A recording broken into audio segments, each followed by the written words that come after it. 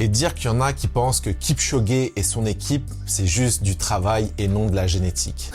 Vous êtes tellement naïf. Pour maintenir le pace de 21 km/h sur le marathon, s'il te fallait seulement du travail, je peux te dire qu'il y a des personnes ultra déterminées qu'il ferait. Mais malheureusement, dans la vie, ça se passe pas comme ça. T'as 4 catégories. Génétique plus travail, des monstres. Génétique, pas de travail, des très bons athlètes, mais qui seront jamais exceptionnels. Travail, mais pas de génétique.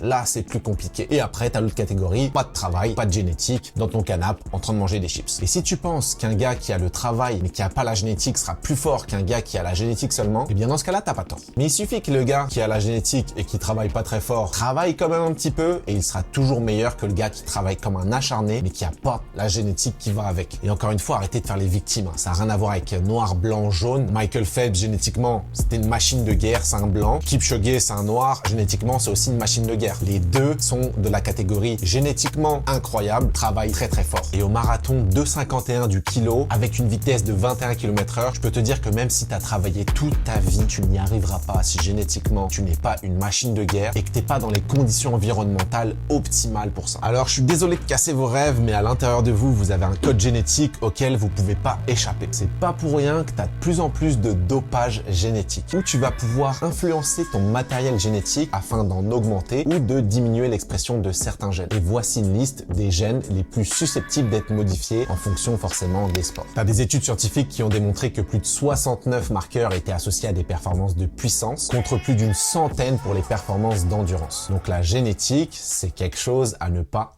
négliger.